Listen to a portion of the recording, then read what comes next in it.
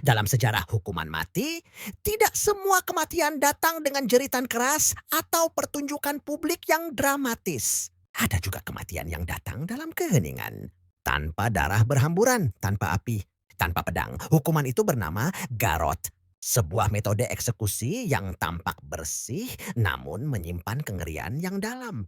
Asal-usul garrote-garrote berasal dari Spanyol dan mulai digunakan secara luas sejak abad pertengahan hingga awal abad ke-20.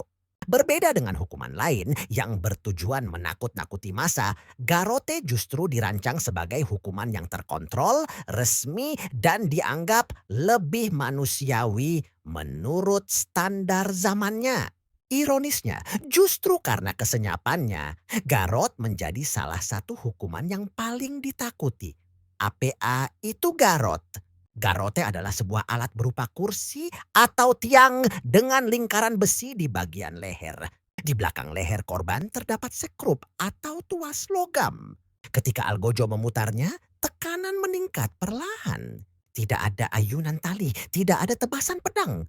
Hanya tekanan yang terus bertambah hingga tubuh menyerah. Mengapa garrote dipilih?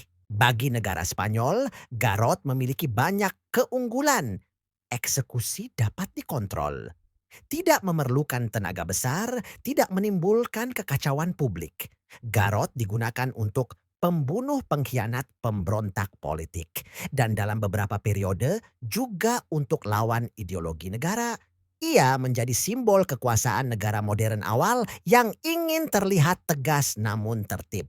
Garrote sebagai alat politik pada abad ke-19. Dan awal abad ke-20, garrote menjadi alat penting dalam konflik politik Spanyol. Eksekusi dilakukan secara resmi dengan catatan hukum dan sering disaksikan pejabat negara.